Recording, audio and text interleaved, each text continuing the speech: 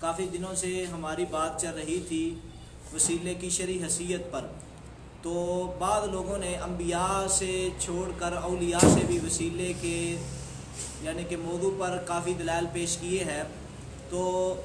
آج وسیلے کی چوتھی قسط میں شروع کرنا چاہتا ہوں۔ کہتے ہیں کہ ابو بکر صدیق رضی اللہ تعالیٰ عنہ کو جب وفات کی آقا علیہ الصلوۃ والسلام کی وفات کی خبر ملی تو سیدنا ابو بکر صدیق رضی اللہ تعالیٰ عنہ جب حجرہ عائشہ میں پہنچے، آقا علیہ الصلوۃ والسلام کے چہرہ انور سے کپڑے کو یعنی کہ سیڈ پہ کر کے یہ الفاظ فرمائے، اذکرنا یا محمد صلی اللہ علیہ وآلہ وسلم عند ربک ولنکن من بالک، محمد صلی اللہ علیہ وآلہ وسلم اپنے رب کے ہاں ہمیں یاد کیجئے گا اور ہمارا خیال رکھیے گا۔ تو یہاں سے لوگوں نے دلیل پکڑی ہے کہ سیدنا ابو بکر صدیق رضی اللہ تعالیٰ عنہ آقا علیہ الصلوۃ والسلام سے مخاطب ہیں، اور مخاطب ہو کر یہ کہہ رہے ہیں کہ آقا آپ دنیا سے آپ جا چکے ہیں، ہمارا خیال رکھیے گا، ہماری مدد کیجئے گا۔ یعنی کہ آقا علیہ الصلوۃ والسلام کا ہمیں وسیلہ پکڑنا چاہیے، کیونکہ ابو بکر صدیق کی اس بات سے ہمیں یہ بات سمجھ میں آتی ہے کہ آقا علیہ السلام نے ہمارا خیال رکھنا ہے، ہماری مدد کرنی ہے۔ تو یہ حدیث جو ہے تخریج احادیث الاحیاء العراقی کی جلد نمبر 1 صفحہ نمبر 1855 پر بیان کی گئی ہے، اور حافظ عراقی رحمت اللہ علیہ نے اس حدیث کو نقل کرنے کے بعد لکھا ہے کہ اس کی کوئی سند نہیں ہے، بغیر کسی سند کے مرجیوں رافضیوں نے اس حدیث کو گڑا ہے، اور انہوں نے اس حدیث کو ضعیف اور موضوع قرار دیا ہے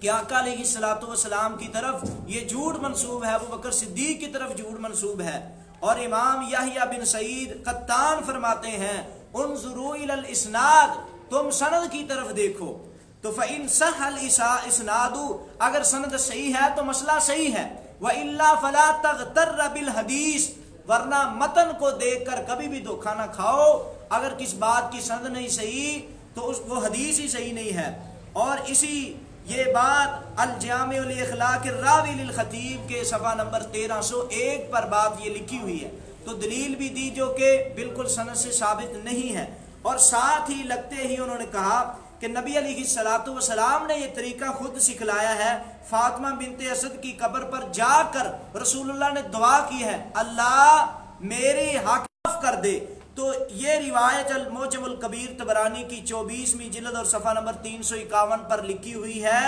اور اس سے انہوں نے کہا کہ نبی علیہ الصلوۃ والسلام انبیاء کا وسیلہ پکڑ رہے ہیں۔ تو ہم ان لوگوں کو کہنا چاہتے ہیں کہ اس حدیث کی سند میں روح بن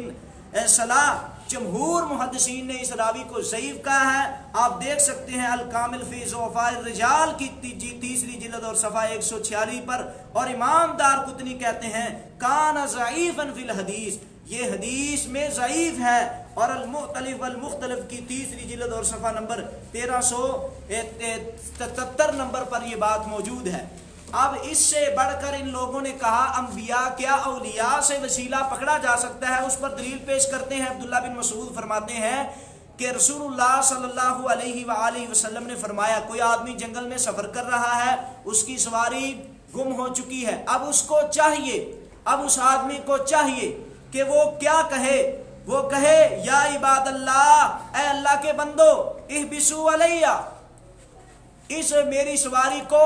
رو کر مجھ تک پہنچاؤ، تو وہ غیب میں اللہ کے بندوں کو پکارے۔ تو اس حدیث سے یہ بات ثابت ہوئی کہ اللہ کے بندوں کو پکارنا چاہیے جب وہ موجود نہ ہوں۔ ہم اور معجم الکبیر طبرانی کی 10ویں جلد اور صفحہ نمبر 72-17 پر یہ بات موجود ہے۔ اور یہ میں بات کہنا چاہتا ہوں اس کی سند میں معروف بن حسان ضعیف اور غیر معروف راوی ہے،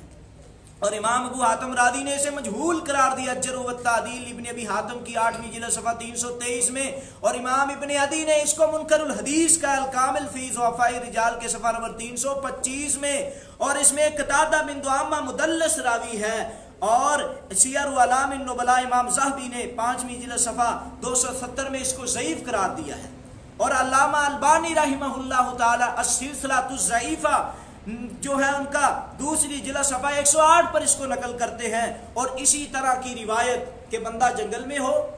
اور وہ اس کی سواری گم ہو چکی ہے، اس کا سامان گم ہو چکا ہے، وہ جنگل میں آواز دے یا عباد اللہ۔ ایک ہی عتبہ بن غزوان سے موجم کبیر کی 17ویں جلد صفحہ 117 پر روایت موجود ہے، اور اس میں بھی زید بن علی راوی ہے اور وہ ضعیف ہے، اور امام مناوی رحمت اللہ علیہ نے فیض التقدیر کی پہلی جلد صفحہ 203 میں لکھا ہے کہ یہ روایت بھی ضعیف ہے۔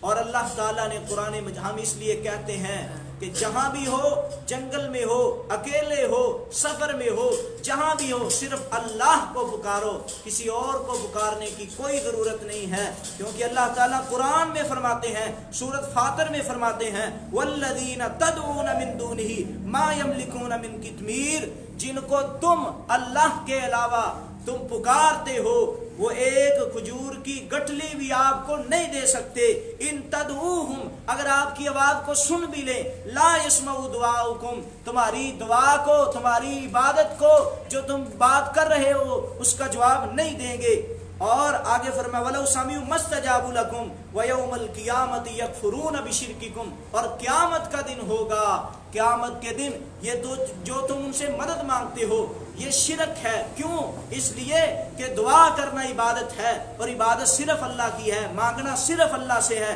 کیونکہ اللہ تعالیٰ فرماتے ہیں یا ایھا الناس انتم الفقراء الی اللہ، تم اللہ کے فقیر ہو، اللہ سے مانگو۔ سورۃ فاطر کی آیت نمبر 13 اور 14 سے یہ بات سمجھ میں آتی ہے کہ اللہ کے علاوہ کسی اور سے نہیں مانگنا چاہیے۔ ہم ان لوگوں کو کہنا چاہتے ہیں جو عقیدے کے مسئلہ میں کہتے ہیں اپنی کتابوں میں کہ صرف اور صرف نص قطعی سے اور متواتر حدیث سے جو بات سمجھ میں آئے گی وہ عقیدے کے مسئلے میں قبول کریں گے۔ ہم ان کو کہنا چاہتے ہیں دل کی عطا گرائیوں سے کہ آپ ضعیف روایات کو عقیدے میں کیوں بیان کرتے ہو؟ صحیح روایات کو قرآن مجید کی آیات سے ثابت کیجئے گا کہ آقا علیہ السلام کا وسیلہ اولیاء کے وسیلے سے مانگنا جائز ہے، تو لہذا شریعت میں اس طرح کی کوئی دلیل نہیں ملتی۔ وآخر دعوانا